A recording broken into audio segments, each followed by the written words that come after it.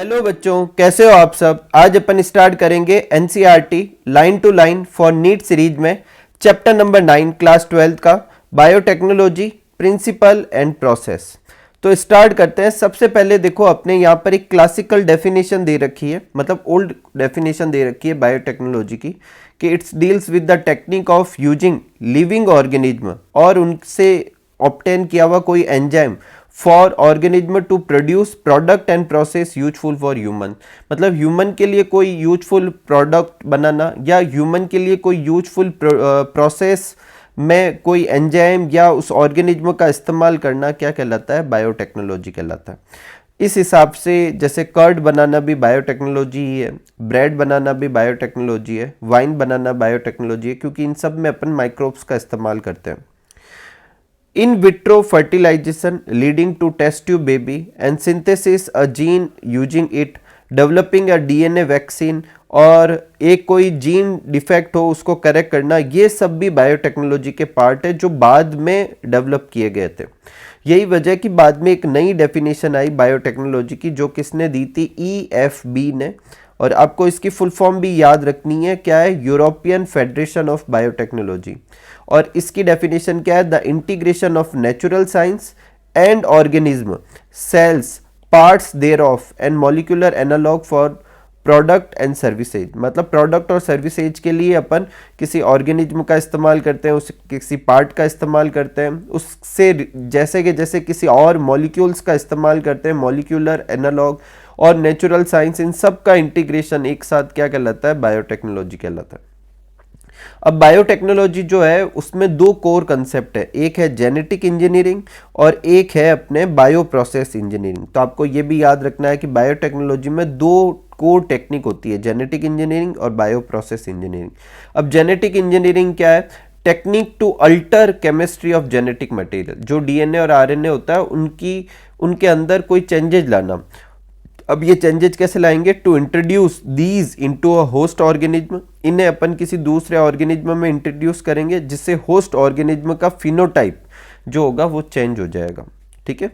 और bio process engineering में क्या होता है? जेनेटिक इंजीनियरिंग में तो क्या करते हैं अपन, ये कोई ऑर्गेनिज्म है, इसमें बाहर से कोई जीन लाएंगे तो इसका फिनोटाइप चेंज होगा, इसे जेनेटिक इंजीनियरिंग कहेंगे।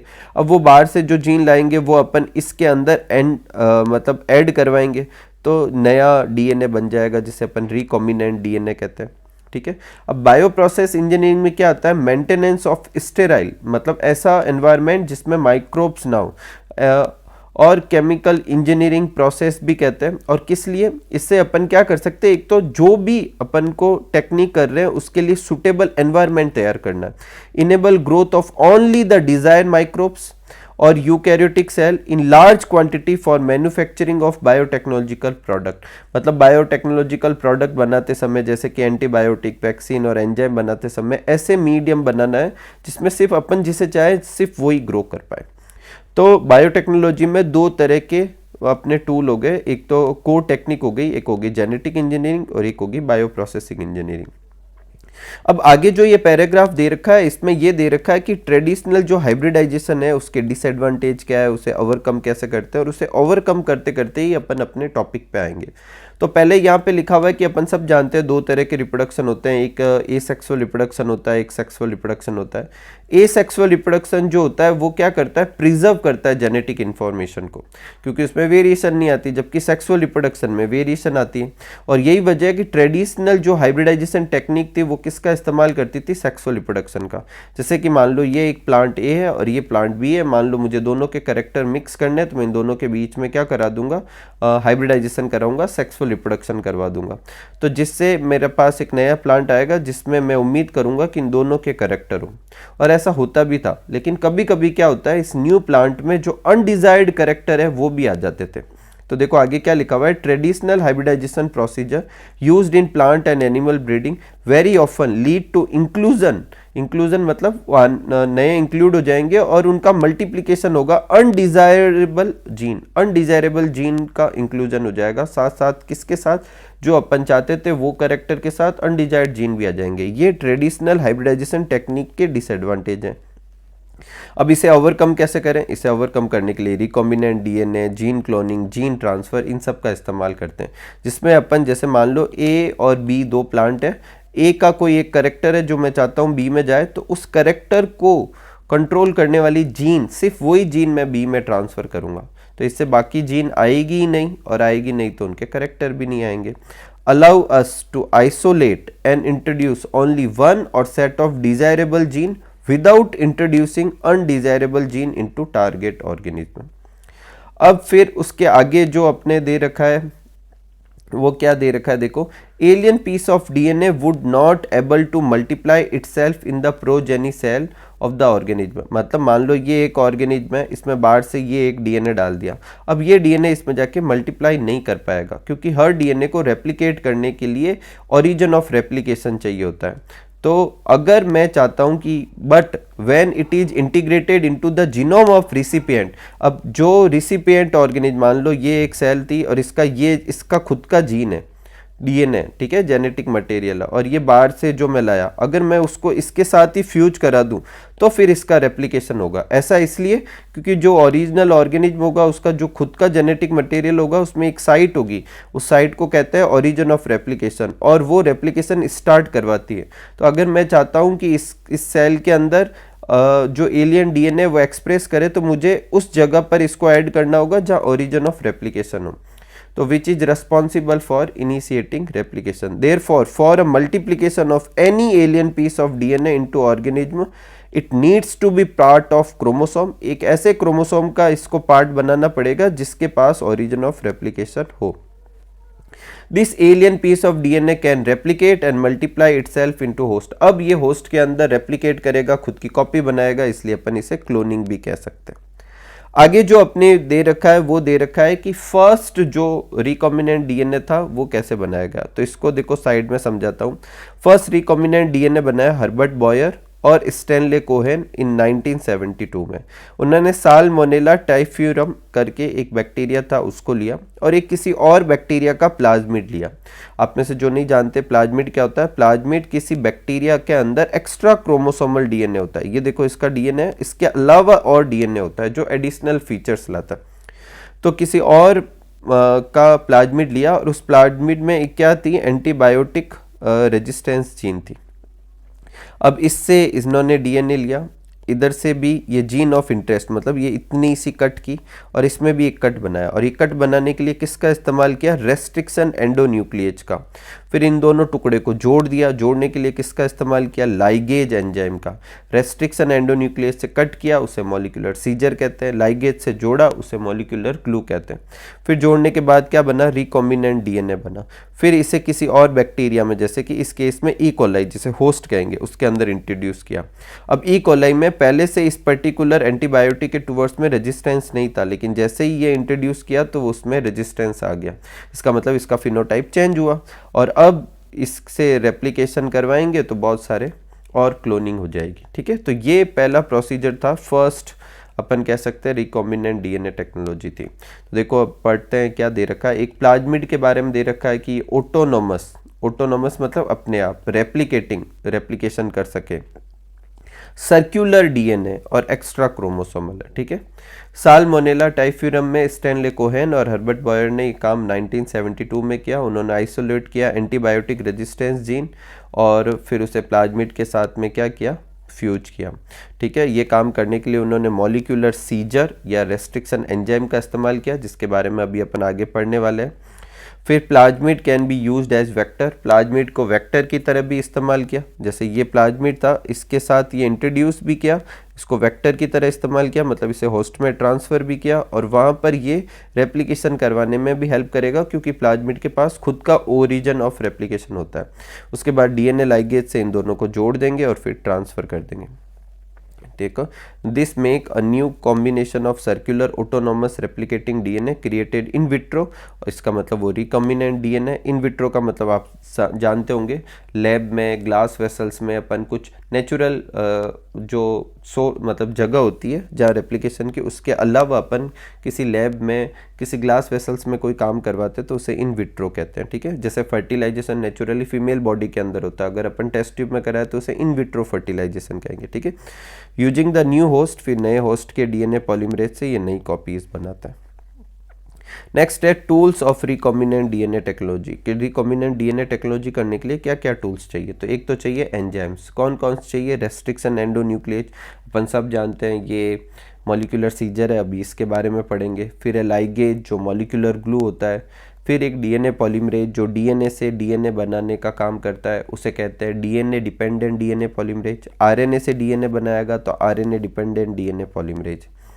फिर एक और एंजाइम होता है जिसके बारे में अपनी बुक में नहीं दे रखा, एल्केलाइन फॉस्फेटेज। ये जो सर्कुलर डीएनए होता है उसको अनकॉइल करने के लिए काम में लिया जाता है।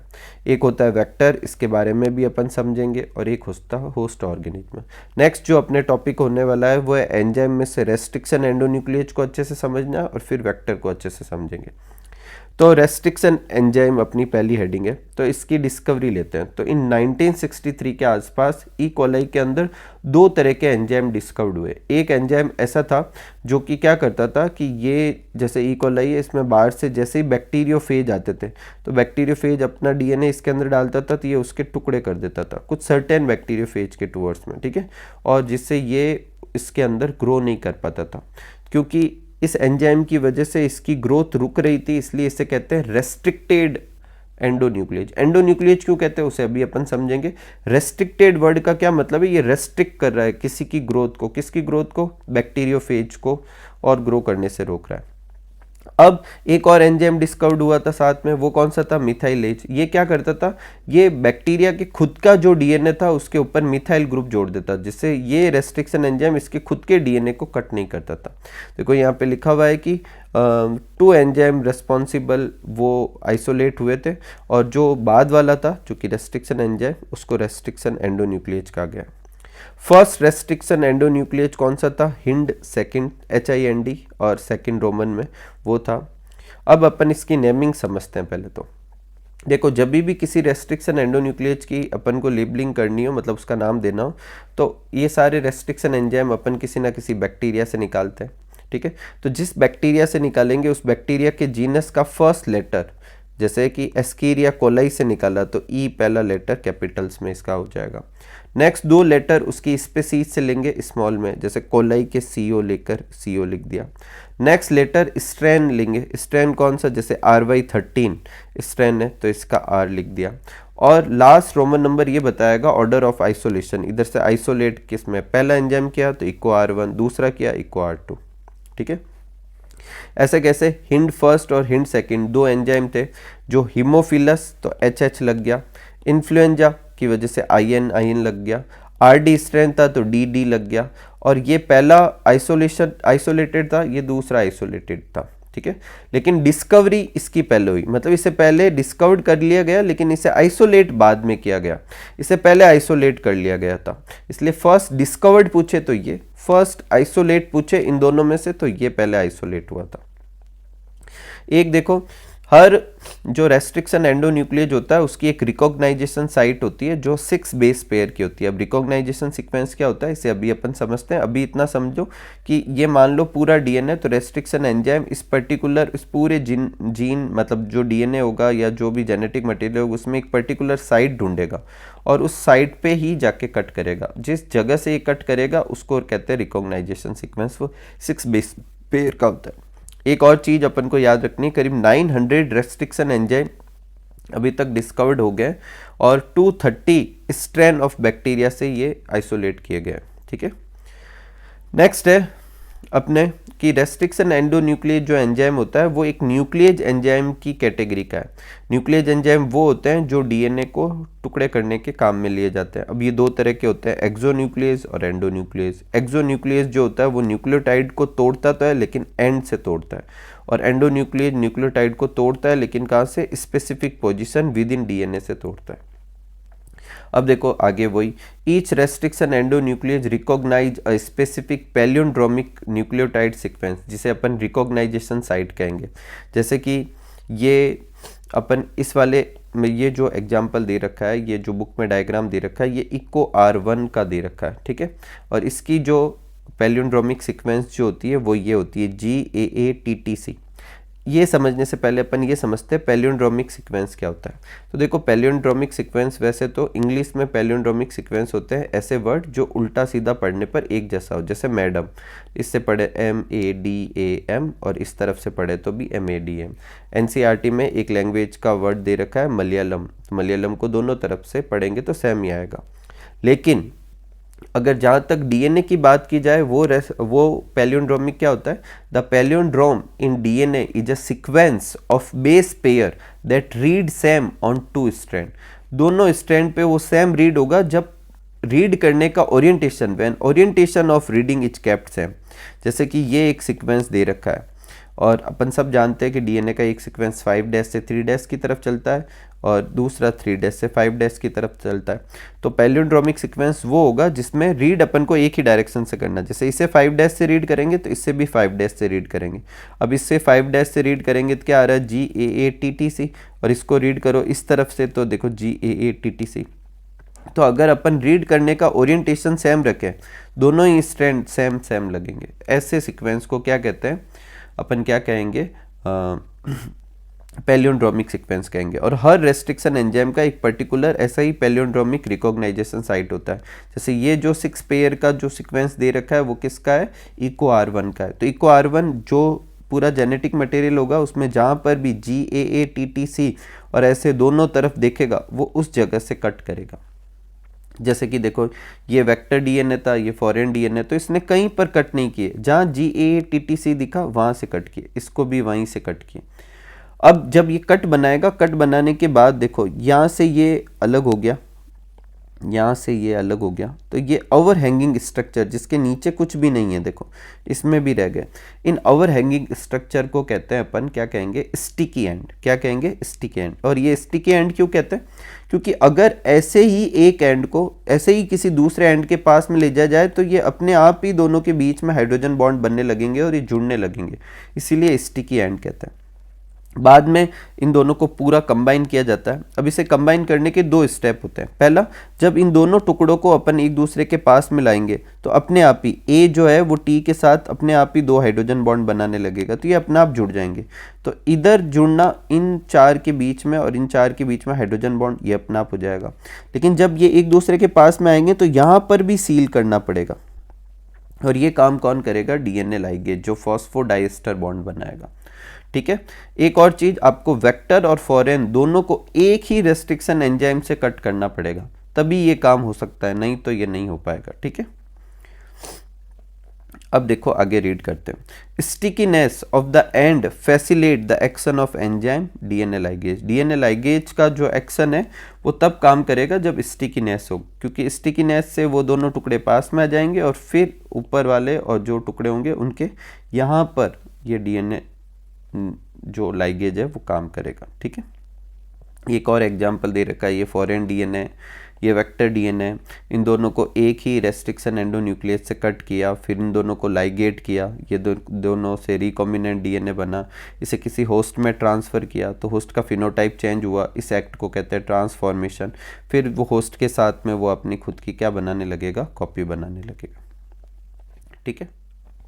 Normally, unless one cut the vector and source DNA with the same restriction enzyme, the recombination vector molecule cannot be created. यही बात मैंने अभी समझाई। जब तक अपन वेक्टर और सोर्स डीएनए को एक ही रेस्ट्रिक्शन एंजाइम से ना कट करें, वो रिकॉम्बिनेंट डीएनए नहीं बना सकते। नेक्स्ट अपने जो प्रोसीजर है वो अपने हेडिंग है बुक में, separation and isolation of DNA fragment, और बेसिकली ये जेल इलेक्ट्रोफोरेसिस मेथड है। अब अपन सबसे पहले इलेक्ट्रोफोरेसिस समझते हैं। इलेक्ट्रोफोरेसिस का मतलब होता है किसी चार्ज पार्टिकल का एक तरफ अपन एनोड लगा देंगे, एक तरफ अपन कैथोड लगा देंगे, एक तरफ नेगेटिव टर्मिनल, एक तरफ पॉजिटिव टर्मिनल, और ये अपने एक चार्ज पार्टिकल है। तो चार्ज पार्टिकल अपनी चार्ज, जैसा इसका चार्ज होगा उस हिसाब से वो अपोजिट इलेक्ट्रोड की तरफ मूव करेगा। तो इस तरीके के मूवमेंट को कहते हैं इलेक्ट्रोफोरेसिस। अगर यही मूवमेंट अपन किसी जेल के अंदर कराएं तो उसे जेल इलेक्ट्रोफोरेसिस कहते हैं। अब यहाँ पर ये कैसे काम में लेंगे उसको अपन इस डायग्राम से समझते हैं। देखो डीएनए जो होता है वो नेगेटिव चार्ज पार्टिकल होता है, तो अपन को क्या करना है, एक ऐसा मतलब इंस्ट्रूमेंट लेना है और यहाँ पर अपन को जेल भर देना है। ठीक है। कौन सा जेल लेते हैं? Agarose gel. इसके अंदर छोटे छोटे से छेद होते हैं, इसीलिए इसे मॉलिक्यूलर सीव कहते हैं। और इस तरफ आप देख पा रहे हो ये खड्डे होते हैं जिसमें अपन अपना डीएनए सैंपल डालेंगे जो रेस्ट्रिक्शन एंडोन्यूक्लियस से कट किए हुए हैं, जिसमें अलग अलग लेंथ के बहुत सारे टुकड़े हैं, ठीक है। फिर एक तरफ अपन ने कैथोड लगा दिया, एक तरफ एनोड लगा दिया, पावर सोर्स जोड़ दिया। अब क्योंकि डीएनए नेगेटिव चार्ज है तो वो पॉजिटिव चार्ज की तरफ मूव करने लगते हैं, लेकिन क्योंकि बीच में जेल भरा हुआ है तो जो जेल की वजह से ये इन सब के रास्ते में रुकावट आती है, तो जो छोटे पार्टिकल है, जो कम साइज के पार्टिकल है वो जल्दी मूव करते हैं, जो लार्ज साइज के पार्टिकल है वो पीछे रह जाते हैं। तो इस तरीके से ये साइज के हिसाब से सब अरेंज हो जाएंगे। इस मेथड को अपन क्या कहेंगे? Gel electrophoresis. अब एक बार रीड करके देखते हैं, देखो। The fragments can be separated by a technique known as gel electrophoresis. जो डीएनए फ्रेगमेंट के टुकड़े हैं जो अपन ने रेस्ट्रिक्शन एंडोन्यूक्लियस से कट करने के बाद में ऑब्टेन किए हैं, उनको साइज के हिसाब से अरेंज करना या उन्हें सेपरेट करने का तरीका जेल इलेक्ट्रोफोरेसिस कहलाता है। अब इसका प्रिंसिपल क्या है कि DNA fragment are negative charge. DNA fragment negative charge particle होता है और उसे अपन मूव करवा सकते हैं एनोड के टूवर्ड्स में, क्योंकि एनोड पॉजिटिव चार्ज होता है। और ये काम अपन एक मीडियम या जेल के थ्रू कराएंगे, इसलिए अपन जेल इलेक्ट्रोफोरेसिस कहते हैं। जनरली जो जेल इस्तेमाल किया जाता है या जो मैट्रिक्स इस्तेमाल की जाती है वो है एगेरोस जेल। कौन सा होता है? Agarose gel. इसके अलावा पॉली एक्रिल एमाइड जेल का भी इस्तेमाल किया जाता है, ठीक है। लेकिन अपनी बुक में एगेरोस जेल के बारे में दे रखा है और ये भी दे रखा है ये एक नेचुरल पॉलीमर है जिसे सीवीड से निकालते हैं, ठीक है। The DNA fragment separate according to their size through sieving effect provided by gel. Gel के अंदर छोटे छोटे छेद होते हैं, इस वजह से उसके इफेक्ट को सीविंग इफेक्ट कहते हैं। जितना छोटा होगा वो उतना ही दूर तक क्या करेगा? मूव करेगा। The separated DNA fragment can be visualise. अब जो ये सेपरेट डीएनए करें इन्हें अपन, देखो यहाँ साफ लिखा हुआ है you can not see pure DNA fragment in the visible, तो उसमें तो देख नहीं पाएंगे। तो अपन क्या करेंगे, ये जो सेपरेट हो रखे हैं इनको इथिडियम ब्रोमाइड डाई से स्टैन करेंगे। किससे करेंगे? Ethidium bromide. और उसके फिर ऊपर यूवी रेज गिराएंगे। जब अपन ऐसा करेंगे तो ब्राइट ऑरेंज कलर के बैंड बनेंगे और वो अपन को दिखेंगे, ठीक है। The separated band of DNA are cut out from agarose gel. Agarose gel से अपन उन जो टुकड़े हैं उनको कट करेंगे और निकालेंगे। इस मेथड को कहते हैं इल्यूशन। क्या कहते हैं? इल्यूशन, ठीक है। नेक्स्ट अपने टॉपिक है क्लोनिंग वेक्टर। अब पहले अपन वेक्टर समझते हैं, वेक्टर क्या होता है। तो वेक्टर ऐसे डीएनए मॉलिक्यूल होते हैं जो सेल्फ रेप्लिकेटिंग हो, मतलब खुद अपना रेप्लिकेशन खुद कर सके, इसका मतलब उनमें ओरिजिन ऑफ रेप्लिकेशन होगा। इनटू विच, जिसके अंदर अपन डीएनए फ्रेगमेंट इंसर्ट करेंगे, जो अपन फॉरेन डीएनए है वो इसके अंदर इंसर्ट करेंगे। अब ये दो काम करेगा, they carry desired DNA into host. एक तो होस्ट के अंदर ट्रांसफर करेगा और वहां ले जाकर उसका रेप्लिकेशन भी करवाएगा, क्योंकि इनके पास ओरिजिन ऑफ रेप्लिकेशन होता है। अब वहां पे जाके इसका एक तो इसने वहां ट्रांसफर किया, इसलिए इन्हें वेक्टर कहते हैं। वहां जाके रेप्लिकेशन भी करवा रहा है, इसका मतलब बार बार कॉपी बनवाएगा, इसलिए क्लोनिंग करवाएगा, इसलिए इन्हें क्लोनिंग वेक्टर कहते हैं। जो plasmid, bacteriophage, bacterial artificial chromosome, yeast artificial chromosome, ऐसे बहुत सारे अपने क्लोनिंग वेक्टर जो होते हैं उनका इस्तेमाल किया जाता है। इस वाले चैप्टर में प्लाज्मिड और बैक्टीरियोफेज का नाम है, इस पैराग्राफ में आप देखेंगे। अपन ने जो मॉलिक्यूलर बेसिस ऑफ इनहेरिटेंस वाला चैप्टर है उसमें BAC बैक्टीरियल आर्टिफिशियल क्रोमोसोम और ईस्ट आर्टिफिशियल क्रोमोसोम का भी नाम दे रखा है। ये जो बड़ी साइज के लिए इस्तेमाल किए जाते हैं, ये छोटी साइज के लिए इस्तेमाल किए जाते हैं, ठीक है। हर जो क्लोनिंग वेक्टर जो होता है उसकी एक पर्टिकुलर कॉपी साइज होती है कि भाई इतनी कॉपी या इस साइज का वो कॉपी कर सकता है। ह्यूमन के लिए ये सफिशेंट नहीं होते, इसलिए आर्टिफिशियल क्रोमोसोम का इस्तेमाल किया जाता है। If we are able to link alien piece of DNA with bacteriophage और प्लाज्मिड डीएनए, देखो बैक्टीरियोफेज और प्लाज्मिड का नाम आ गया, we can multiply its number equal to the copy number of plasmid और बैक्टीरियोफेज। जैसे उनकी कॉपी नंबर होगी उसके हिसाब से अपन क्या कर सकेंगे, उनकी कॉपी बना पाएंगे। अब जो एक प्लाज्मिड जो होता है, प्लाज्मिड अपन जानते हैं एक्स्ट्रा क्रोमोसोमल डीएनए होता है, तो जो अपन को यहाँ पर जेनेटिक इंजीनियरिंग के लिए जो जो फीचर चाहिए वो एक प्लाज्मिड में तो मिलते नहीं है। तो पहले अपन देखेंगे क्या क्या फीचर चाहिए और फिर अपन क्या करेंगे, उन फीचर को सारों को मतलब साइंटिस्ट ने खुद ने ये प्रिपेयर किया, ये प्लाज्मिड किसी एक बैक्टीरिया का नहीं है। अब अलग अलग बैक्टीरिया से छोटे छोटे रीजन सेपरेट करके उन्हें कंबाइन करके ये बनाया गया। और ये जो प्लाज्मिड दे रखा है उसका नाम है PBr322, जिसमें से P का मतलब है प्लाज्मिड। बॉलीवर और रोड्रिग्रेज करके दो साइंटिस्ट थे जिन्होंने ये बनाया था, और 322 अलग अलग उन्होंने और भी बनाए होंगे, तो उन्हें सेपरेट करने के लिए असाइन किए लैब नंबर, आप एक्सपेरिमेंट नंबर कुछ भी कह सकते हो। अब अपन देखते हैं कि एक जो आइडियल वेक्टर होता है उसमें क्या क्या फीचर होना चाहिए। तो पहला होना चाहिए ओरिजिन ऑफ रेप्लिकेशन, जिसे ORI कहते हैं। ये रेप्लिकेशन स्टार्ट करेगा और यही कॉपी नंबर जो है कंट्रोल करेगा। आप ये याद रखें, ORI रेप्लिकेशन भी स्टार्ट करता है और कॉपी नंबर भी यही कंट्रोल करता है। जैसे अगर मैं चाहता हूँ कि ज़्यादा कॉपी नंबर हो तो मुझे ऐसा प्लाज्मिड या ऐसा वेक्टर ढूंढना चाहिए जिसकी कॉपी नंबर क्या हो, ज़्यादा हो। तो ORI उसका देखो, क्यों ORI ही कॉपी नंबर डिसाइड करता है। देखो क्या लिखा हुआ है कि if we wants to recover many copies of target DNA it should be cloned in a vector whose origin support high copy number. ठीक है, तो ओरिजिन ऑफ रेप्लिकेशन के दो फंक्शन हो गए, स्टार्ट करता है रेप्लिकेशन और कंट्रोल करता है कॉपी नंबर। कि अपन ने जो बनाया उसमें ओरिजिन ऑफ रेप्लिकेशन है, देखो ये रहा। ठीक है, नेक्स्ट है सेलेक्टेबल मार्कर। सेलेक्टेबल मार्कर क्या है, जैसे मान लो आपने इसके अंदर फिट कर दिया जो भी डिजायर्ड मॉलिक्यूल है, तो अपन को पता क्या चलेगा कि इसके अंदर फिट हुआ या नहीं। ये इतने बड़े बड़े तो होते नहीं कि नेकेड आई से देख सके, तो उसे पता करने के लिए कुछ इसमें होना चाहिए, उन्हें कहते हैं सेलेक्टेबल मार्कर। जैसे मैं आपको इस एग्जांपल से बताता हूँ। देखो इस वाले में ये दो सेलेक्टेबल मार्कर है, ये एम्पिसिलिन रेजिस्टेंस जीन है और ये टेट्रासाइक्लिन रेजिस्टेंस जीन है। ठीक है, अब क्या करेंगे अपन, जो भी डिजायर्ड DNA होगा वो तो या तो इधर या इधर कट करके डाल देंगे। जैसे मान लो मैं इधर कट करके डाल देता हूँ, तो जैसे मैं इधर डालूंगा ये एम्पिसिलिन रेजिस्टेंस जीन खराब हो जाएगी। इसका मतलब अब इस प्लाज्मिड, ये प्लाज्मिड जब तक पहले इसमें कुछ इंसर्ट नहीं कर रखा था तब तक, अगर मान लो ये एक बैक्टीरिया है और उस बैक्टीरिया में मैं इसको डालूं अभी, जिसमें इसमें कोई DNA नहीं, सिर्फ इसी को ही डालूं, तो अब ये बैक्टीरिया एम्पिसिलिन के लिए भी रेजिस्टेंस देगा, मतलब उसमें नहीं मरेगा, और टेट्रासाइक्लिन के लिए भी रेजिस्टेंस देगा, मतलब उस एंटीबायोटिक में भी नहीं मरेगा। क्यों? क्योंकि इसके पास ये वाली जीन है। अब मैं फॉरेन DNA को इधर डाल देता हूँ और अब इसे किसी बैक्टीरिया में डालता हूँ, तो ये जिस भी बैक्टीरिया में डालूंगा वो टेट्रासाइक्लिन के टुवर्ड्स तो रेजिस्टेंस देगा लेकिन एम्पिसिलिन के लिए नहीं देगा।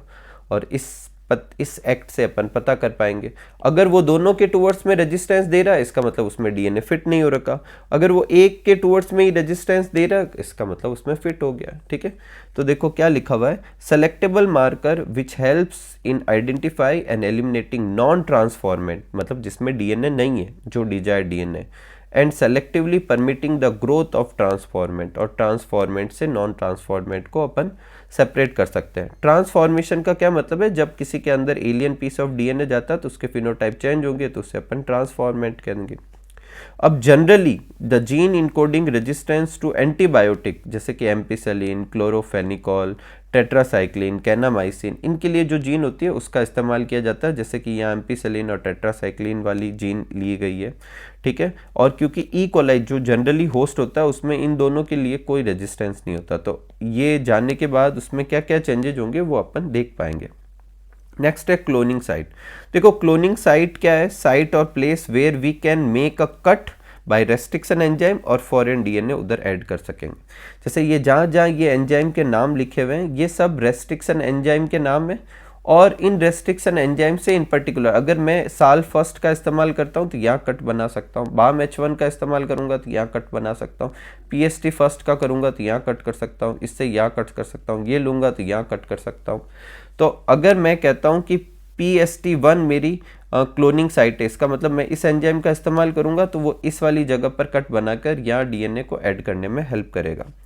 Restriction site present in one of the antibiotic resistance gene, उसका इस्तेमाल करते हैं। ऐसा क्यों? क्योंकि यहाँ एंटर करूँगा तो मैं चेक कैसे करूँगा, तो या तो इधर या इधर मैं इंसर्ट करूँगा। तो जो सेलेक्टेबल मार्कर के अंदर की जो रेस्ट्रिक्शन साइट है उनका इस्तेमाल किया जाता है। तो आपको याद रखना है कि PBr322 में जो एम्पिसिलिन रेजिस्टेंस जीन है उसके अंदर रेस्ट्रिक्शन साइट होती है PVU फर्स्ट और PST फर्स्ट, और टेट्रासाइक्लिन के अंदर होती है बाम H1 और साल फर्स्ट। अब एग्जाम में एक क्वेश्चन आएगा कि बाम H1 का इस्तेमाल, इस वाले एंडोन्यूक्लियेज का इस्तेमाल कर लिया गया तो कौन सी रेजिस्टेंस जीन खराब हो जाएगी, तो टेट्रासाइक्लिन खराब हो जाएगी, क्योंकि ये वाली जीन इधर ही कट बनाएगी।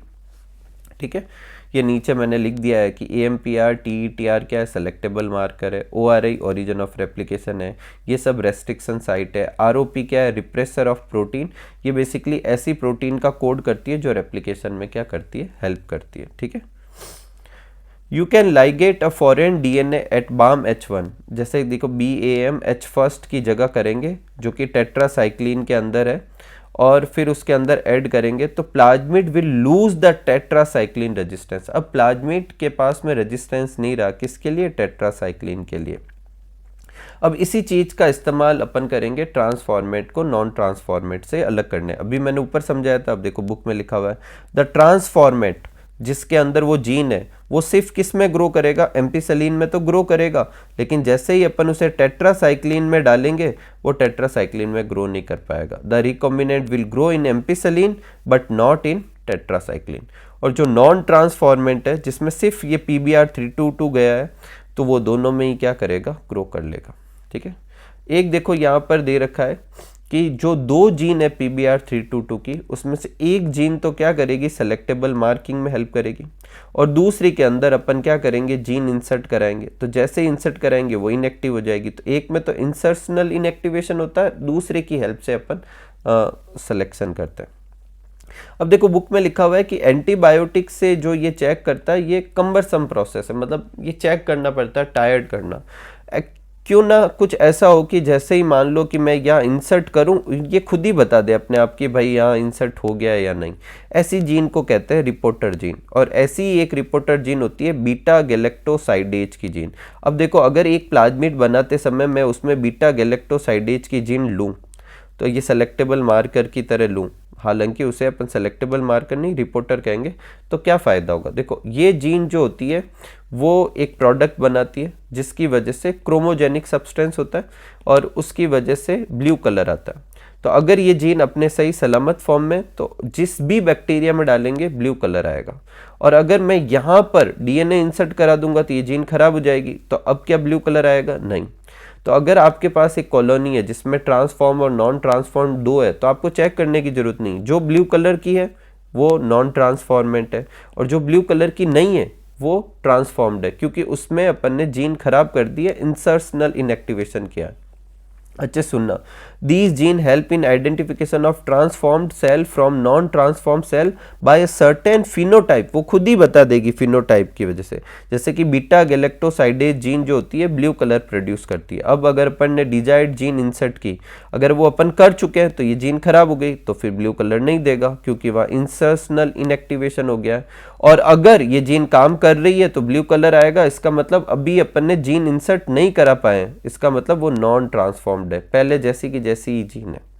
ठीक है, नेक्स्ट है अपने कि हायर प्लांट और एनिमल्स के लिए किसका इस्तेमाल करते हैं। तो हायर प्लांट के लिए एग्रोबैक्टीरियम का और एनिमल्स के लिए रेट्रोवायरस का इस्तेमाल करते हैं, क्योंकि ये दोनों पैथोजेनिक होते हैं और ये खुद भी अब नेचुरली यही तरीका इस्तेमाल करते हैं। ये होस्ट के अंदर जाते हैं, खुद का DNA जो होता है उसके अंदर डालते हैं और फिर उसके अंदर अपना DNA फिट कर देते हैं और फिर होस्ट के DNA से अपने लिए काम करवाते हैं। तो अपन को सिर्फ इतना सा करना है कि इनको डिसआर्म्ड कर देना है, मतलब इनकी जो पैथोजेनिक जो पार्ट होता है इनके जीन का वो हटा देना है और फिर उसकी जगह अपनी डिजायर्ड DNA डाल देनी है। जैसे कि मैं इस एग्जांपल से बताता हूँ, ये एग्रोबैक्टीरियम ट्यूमिफेसियंस जो बैक्टीरिया होता है उसका प्लाज्मिड है, जिसे TI प्लाज्मिड कहते हैं। TI क्यों कहते हैं, TI का मतलब ट्यूमर इंड्यूसिंग, क्योंकि ये बैक्टीरिया क्या करता है, जिस भी प्लांट में अपना इन्फेक्शन फैलाता है वह गांठें बना देता है, नोड्यूल बना देता है, इसलिए उन्हें ट्यूमर इंड्यूसिंग कहते हैं। अब इस प्लाज्मिड की क्या खासियत होती है, देखो जैसे अभी अपने PBr32 में देखा अलग अलग रीजन होते हैं, इधर भी है, उसमें से अपन दो पे फोकस करते हैं। यहाँ देखो AUX का एक जगह है, एक CYT है। ये की वजह से जब ये प्लाज्मिड किसी भी जगह जाएगा तो वहाँ बहुत सारा ऑक्सीजन बनाएगा और ये क्या करेगा, साइटोकाइनिन बनाएगा। ऑक्सीजन साइटोकाइनिन से सेल अनकंट्रोलली डिवाइड करने लगती है और वहाँ पर क्या बन जाता है, ट्यूमर बन जाता है। क्या बन जाता है, ट्यूमर। तो ये ट्यूमर इंड्यूस करवाता है। अब ये जो है ट्यूमर इंड्यूस कराने वाली ये दोनों सेगमेंट इस जगह और इस जगह के बीच में होते हैं, इसे लेफ्ट और राइट बॉर्डर कहते हैं।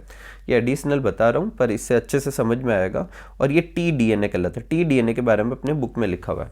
तो जैसे ही एग्रोबैक्टीरियम ट्यूमिफेसेंस किसी भी प्लांट को इन्फेक्ट करता है तो उसके अंदर ये इतना टुकड़ा डाल देता है, और जैसे ये टुकड़ा डालेगा तो ये जीन उस प्लांट की सेल की जीन के साथ फ्यूज हो जाएगी और फिर बहुत सारा ऑक्सीजन साइटोकाइनिन बनाकर वहाँ पर नोड्यूल बना देगी और फिर और भी पैथोजेनिक साइकिल जो है वो चलाती है। अब अपन को क्या करना है, अपन को यहाँ से ये दोनों जीन टुकड़े हटा देने हैं और यहाँ पर अपनी क्या कर देनी है, जो अपन जीन उस प्लांट में ट्रांसफ़र करना चाहते हैं वो डाल देंगे, बाकी ये ऐसे कैसे ही पड़े रहने देते हैं।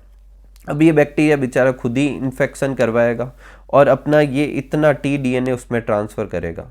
ये दोनों तो है नहीं, इस वजह से वहाँ नोड्यूल तो बनेंगे नहीं। इसकी जगह अपन ने अपनी डिजायर्ड डीएनए फिट कर दिया था तो वो चला जाए और बाकी का काम तो ये खुद करेगा।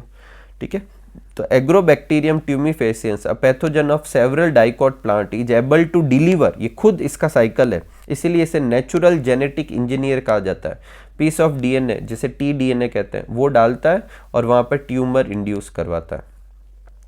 ठीक है, और जैसे एनिमल में रेट्रोवायरस डिजीज फैलाते हैं सेम तरीके से। अब अपन को क्या करना, देखो यहाँ लिखा हुआ the tumour inducing Ti plasmid of Agrobacterium tumefaciens now been modified, उसे मॉडिफाई करेंगे। कैसे करेंगे, उसे क्या करेंगे, उसमें पैथोजेनिक पार्ट हटा देंगे और उसकी जगह अपना खुद का जो जीन है वो डाल देंगे। सेम ऐसे कैसे रेट्रोवायरस के साथ भी कर सकते हैं, उसे भी डिसआर्म कर देंगे, मतलब उसका भी पैथोजेनिक पार्ट हटा देंगे, उसकी जगह अपन अपना जो डिजायर्ड डीएनए वो डाल देंगे। बाकी का ये डिलीवर खुद करेंगे और खुद ही फिट करेंगे, खुद ही सब कुछ करेंगे। नेक्स्ट अपना टॉपिक है कॉम्पिटमेंट ऑफ होस्ट।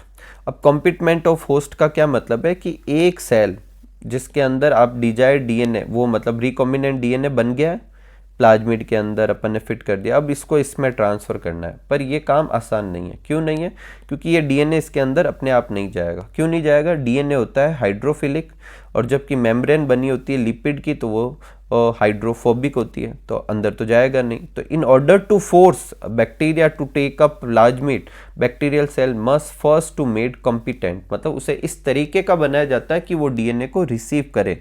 और ये करने के अलग अलग तरीके जो मैंने यहाँ थ्योरी में लिख दिए। पहला है केमिकल तरीका, जिसमें अपन सबसे पहले क्या करेंगे, कैल्शियम+2 का कोई भी सॉल्ट से उसे ट्रीट करेंगे जिससे उसकी सेल वॉल में छोटे छोटे से पोर बन जाएंगे। अब उसे अल्टरनेट हीट और कोल्ड ट्रीटमेंट देंगे, एक बार 42 डिग्री सेंटीग्रेड तक गर्म करेंगे, फिर आइस ट्रीटमेंट देंगे। इस तरीके से बैक्टीरिया जो होता है वो रिकॉम्बिनेंट डीएनए उन पोर के थ्रू अंदर ले लेता है। दूसरा तरीका है माइक्रो इंजेक्शन। इसमें क्या करते हैं, रिकॉम्बिनेंट डीएनए को डायरेक्टली इंजेक्ट करते हैं न्यूक्लियस ऑफ एनिमल सेल। याद रखें ये किसके लिए इस्तेमाल करते हैं, एनिमल सेल, प्लांट के लिए नहीं करते। प्लांट सेल के लिए आप जीन गन का इस्तेमाल कर सकते हैं, जो उसमें अपन क्या करते हैं, सेल को बम्बार्डेड कराते हैं जैसे बुलेट से कराते हैं वैसे। और ये स्पेशल बुलेट होती है जिसमें अंदर गोल्ड और टंगस्टन का पार्टिकल होता है, उसके ऊपर डीएनए लगा देते हैं और फिर बम्बार्डमेंट कराते हैं, जो प्लांट सेल के अंदर ये चली जाएगी और डीएनए डिलीवर कर देगी। या फिर अपन डिसआर्म पैथोजन जैसे कि एग्रोबैक्टीरियम और रेट्रोवायरस का क्या कर सकते हैं, इस्तेमाल कर सकते हैं। ठीक है,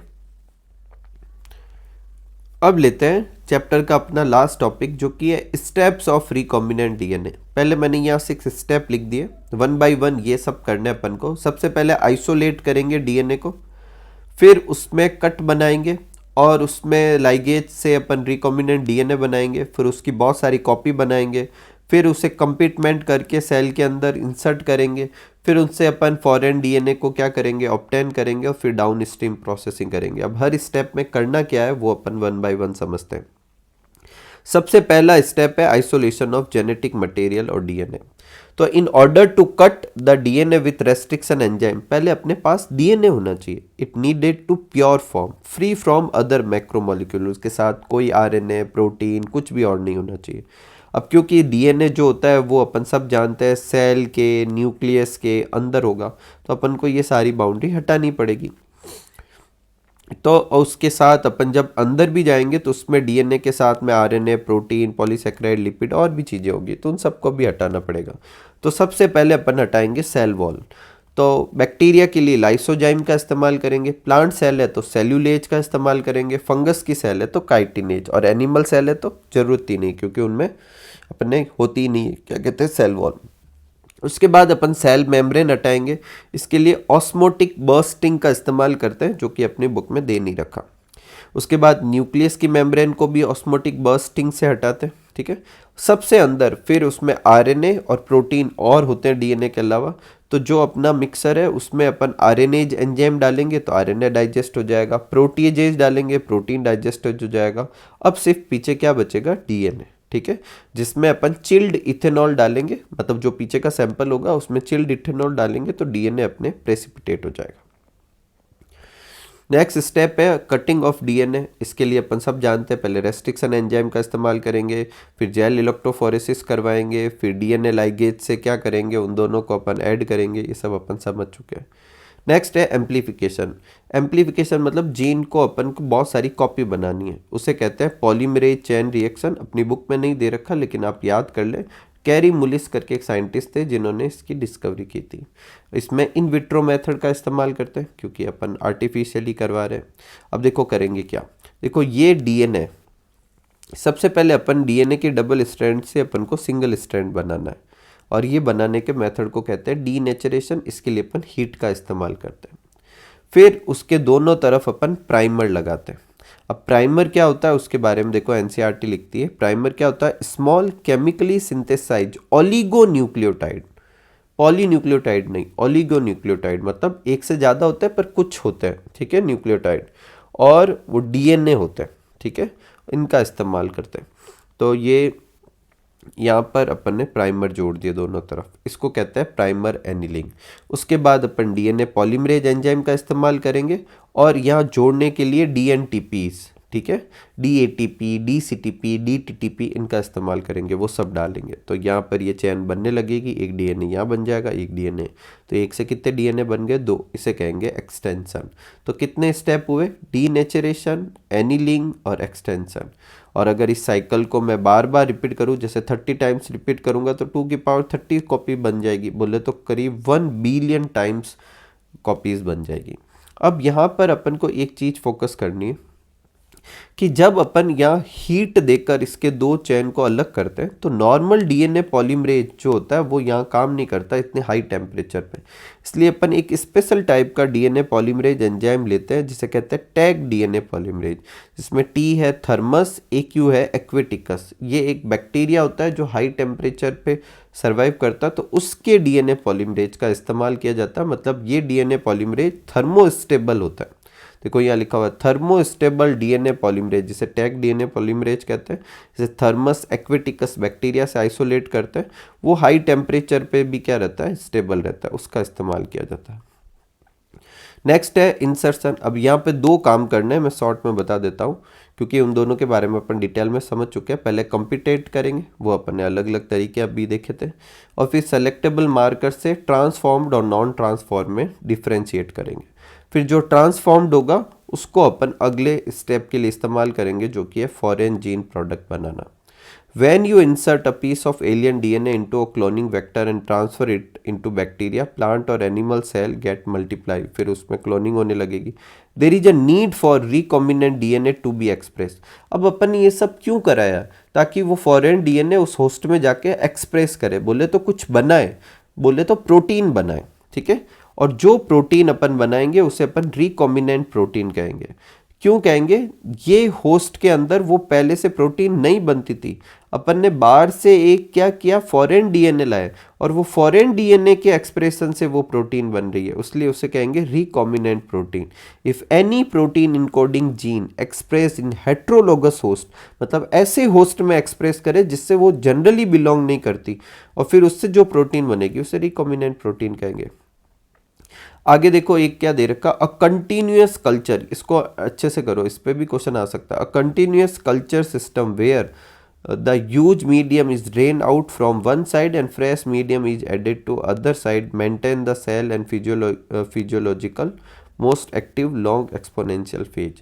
मतलब ये कंटिन्यूस कल्चर में एक तरफ से मीडियम निकालते रहते हैं, एक तरफ से अपन डालते रहते हैं। स्मॉल स्केल पर ये सब काम अपन लैब में करा सकते हैं, लार्ज स्केल पे कराने के लिए बायो रिएक्टर्स का इस्तेमाल करते हैं। स्मॉल स्केल पे अपन दो पर्पज से सिर्फ अपन ये टेस्टिंग करना चाहते हैं, या फिर अपन स्टडी करना चाहते हैं कि लार्ज स्केल पे कराते समय क्या क्या फेवरेबल कंडीशन चाहिएगी, तो उसके लिए स्मॉल स्केल कल्चर करते हैं और लार्ज स्केल करते हैं बायोरिएक्टर पे। देखो लिखा हुआ है to produce in large quantity the development of bioreactor where the large volume, कितने 100 से 1000 लीटर ऑफ कल्चर करवा सकते हैं।